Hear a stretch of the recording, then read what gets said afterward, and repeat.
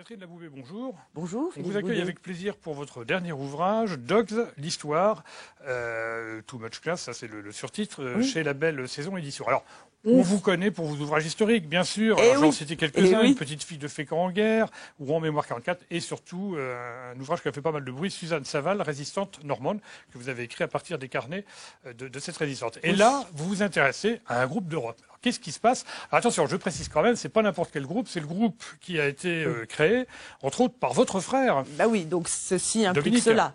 Ceci implique cela. Je suis la grande sœur des Dogs, comme disait un fan au début des années 80. J'étais la grande sœur que d'un seul, qui était le leader, compositeur, auteur. Enfin, finalement, c'est une grande famille. Là, c'était vraiment une grande famille, en plus. Qui se réunissait, vous le dites d'ailleurs, dans la maison familiale. Oui, la maison était un centre de réunion pour le groupe. Pour une raison simple, c'est que la cave était aménagée en studio, donc c'était relativement facile. Et qu'on avait à l'époque, puisque là on parle d'adolescence, des parents extrêmement accueillants. Ce qui simplifiait bien les choses pour les copains. Notre maison était d'ailleurs surnommée par la maison. On disait la maison. On disait la maison. Les copains disaient aussi la maison. Et voilà. Qu'est-ce qui se passe à la maison? C'était chez nous, obligatoirement. Alors, je vais vous faire une confidence, je vais être franc avec vous. Oui. Moi, le rock, c'est pas trop ma spécialité en termes de musique, mais j'ai été fasciné par cet ouvrage pour deux raisons. La première, c'est que je le trouve extraordinairement bien documenté, on va y revenir dans quelques instants. Et puis, deuxièmement, j'ai l'impression qu'il restitue bien ce qu'était finalement ce groupe, un groupe de copains. C'était la vraie vie, c'était les vrais gens, dans un milieu qui n'était pas toujours très tendre. Alors, d'abord, l'iconographie, je sais pas combien il y a de documents dans ce livre, mais enfin, c'est assez extraordinaire, et j'ai l'impression qu'il manque rien. Est-ce que je me trompe? Il manque plein de choses parce que j'ai fait des choix. Il y a encore des choses que franchement, j'ai pas tout mis, si vous voulez. Voilà, il fait combien de pages?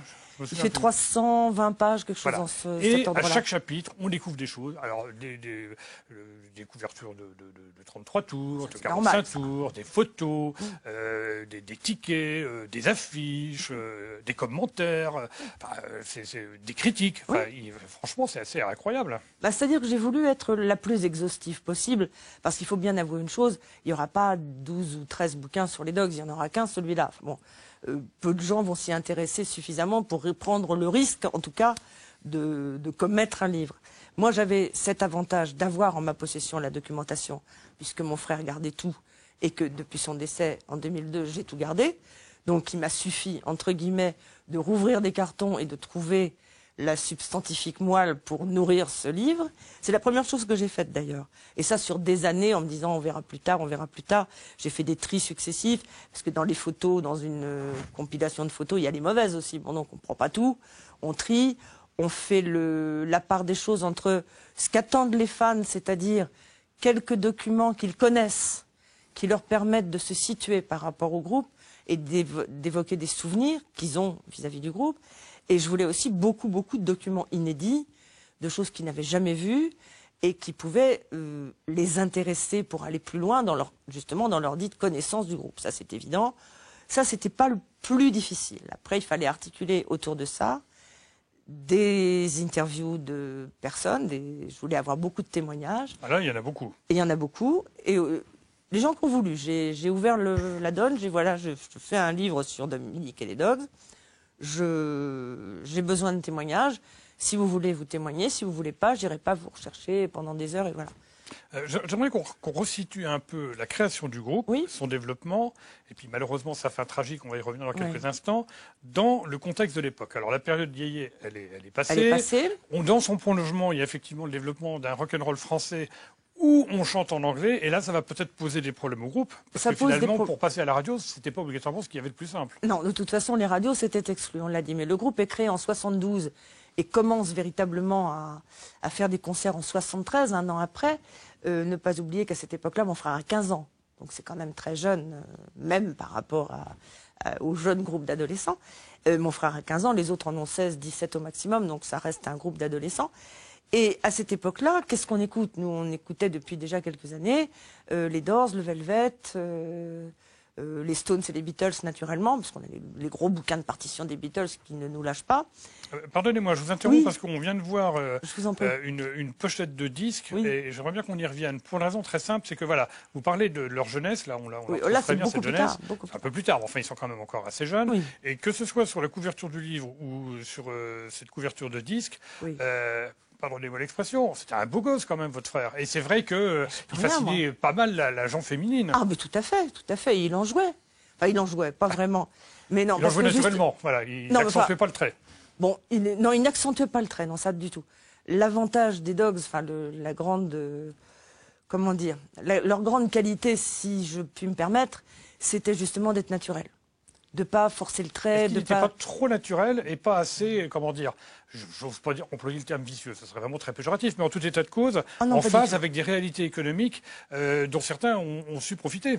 Non, alors, soyons clairs, Dominique avait décidé de ne faire que ça, de faire de la musique, ça c'était évident. Il s'est pas enrichi comme ça. Il s'est pas enrichi comme ça.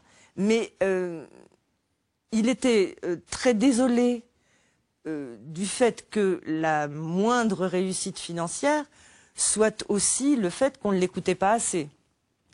Il avait l'intention toujours de faire un travail honnête, c'est-à-dire de faire une musique dont il pouvait être digne, etc. Bon, ça, après, les gens apprécient comme ils veulent. Mais il voulait fournir du bon boulot, c'était vraiment ça. Ça le faisait râler de pas que ce soit pas plus entendu ou par un auditoire plus large. Bon. Et ça l'ennuyait. Mais par ailleurs, il n'est jamais revenu en arrière sur ses convictions. Il n'a jamais cédé. Il n'a jamais cédé. Il a écrit des morceaux en français. Il a écrit quelques morceaux en français. Il y en a 7-8, je crois, à peu près, qui ont été écrits en français. Et sans problème, sauf le premier qui était un peu demandé par la maison de disques, et là où il y a eu un peu de tirage pour le sortir. Mais après, il a fait naturellement quelques morceaux en français, et il envisageait d'en faire plus d'ailleurs. Mais dans un registre qui était plus du domaine de la ballade. Alors, ce que moi j'ai apprécié dans ce livre, moi qui ne connais pas ce monde, c'est de découvrir finalement cette bande de copains qu'il arrive des aventures. Alors, ils vont voyager. Alors, à Miami, ils vont avoir des problèmes dans un hôtel parce qu'ils vont écrire avec de la bombe. Ah non, c'est pas à Miami, c'est dans le sud de la France. Dans le sud de la France. Enfin, ils vont aussi aller en Amérique. Et d'ailleurs, c'est malheureusement là que ça va se terminer. La seule tournée en Amérique s'est terminée comme ça. Et puis, ils vont aller aussi à Corfou, où il y a un festival de bande dessinée et puis de rock. Et puis, alors, il y a une bande dessinée, on va en voir quelques images, qui va être créée à cette occasion. Enfin, c'est des aventures assez étonnantes quand même, surtout à cette époque. Alors, c'était le Club Med, là, en l'occurrence. Ça, c'était le Club Med. C'était effectivement la semaine du rock'n'roll au Club Med de Corfou en 86, je crois, où il y avait des groupes comme Bijoux, Denis Twist, qui était justement un groupe de dessinateurs. Il y avait Marjorin, il y avait plein de gens comme ça, qui avaient décidé de faire des reprises des Beatles en français ou des choses comme ça. Enfin, tout un répertoire, je me souviens pas exactement, qui était là. Il y avait Bruno Blum qui était là avec son groupe. Il y avait plein de gens qui étaient là et qui venaient de donner un concert, les Dogs bien sûr, qui venaient de donner un concert. C'était un peu la contrepartie. Ils étaient accueillis, mais il fallait qu'ils donnent un concert. Bon, c'était plutôt sympa de troquer un concert contre une semaine de vacances, plus une semaine de vacances l'année d'après dans le Club Med de leur choix en Méditerranée, ce qui était pas mal. C'était un bon deal. Et Bruno Blum qui était là justement et qui est le dessinateur extraordinaire qu'on connaît parce que c'est un preneur d'atmosphère fabuleux et en même temps qu'un virtuose du trait, véritablement, avait fait paraître dans Best à l'époque une bande dessinée. Il y a 6 planches qui sont directement liées aux aventures des groupes de rock à Corfou. Là, il y a une question qui me vient à l'esprit, franchement. Est-ce que votre frère et son groupe n'ont pas connu le meilleur du développement de la musique, alors qu'aujourd'hui, on a un petit peu l'impression, peut-être à tort d'ailleurs, peut-être à cause de la télé aussi, peut-être à cause du système économique, c'est-à-dire un moment où on était quand même finalement assez libre. On pouvait s'amuser, on arrivait quand même... Là, vous évoquez aussi des relations avec d'autres groupes, avec Little Boat Story, alors qu'il y avait une espèce de concurrence quand même entre Le Havre et Rouen. Finalement, les gens se parlaient, ils faisaient des choses ensemble. La concurrence entre Le Havre et Rouen... C'était pas la belle période finalement. Oui, c'était la belle période. C'était la belle période. Avec de côté, ce petit truc, effectivement, ils chantent en anglais, donc bon. Mais globalement, c'était la belle période. Le Havre et Rouen, la rivalité, qui existe encore d'ailleurs, pour plein de raisons, et dans plein de domaines, qui est un peu montée en épingle aussi, il faut bien le dire. Cette rivalité, mon frère était accueilli chez les parents de Bob sans problème pour aller manger la pasta de Madame Piazza. Donc ça, il n'y a pas de souci. Et en plus, ils s'entendaient très bien. Ils faisaient pas du tout le même rock'n'roll, par contre. C'était des choses très différentes, mais ça n'empêchait pas de s'entendre. Ça n'empêchait pas les Dogs, au début de leur carrière, d'avoir fait pas mal de premières parties de Bob et d'être tout à fait admis au Havre à partir du moment où, après 1 ou 2 ou 3 concerts en première partie de Bob, les Havrais ont reconnu qu'ils avaient de la bonne musique en face d'eux et ça s'était plié, quoi, voilà. Alors, on va terminer par deux choses. Premièrement, cette réflexion d'un critique qui dit qu'ils ont tous des chiens, ils mordent. Et finalement, ils mordent dans la vie à pleines dents. Ah oui, tout à fait. Quelque part, c'est ça aussi tout à que ça fait. veut dire. Non, ils ont mordu dans la vie à pleines dents, tout à fait, dans tous les domaines. Mais en même temps, en gardant cette solidarité de copains, de famille, il y avait une espèce Parce qu'en plus, il y a eu des mouvements dans le groupe. Ils ne oui, sont pas restés, de toute façon, ce c'est pas les Beatles, qui ont une carrière très courte. Mais je veux dire, ils ne sont pas restés du début à la fin avec les mêmes. Les premiers Dogs, dans les premiers Dogs, la moitié n'ont jamais enregistré de disque. Après, bon, Hugues est arrivé, etc., Jean-Yves, puis ensuite Antoine, et puis ça a été la longue période, ça jusqu'aux années 90. Dans les années 90, on change de bassiste et de batteur. Bon, puis un guitariste nouveau arrive, Antoine s'en va, bon, voilà. Donc c'est de la véritable mouvance, mais il y a Dominique en fil rouge.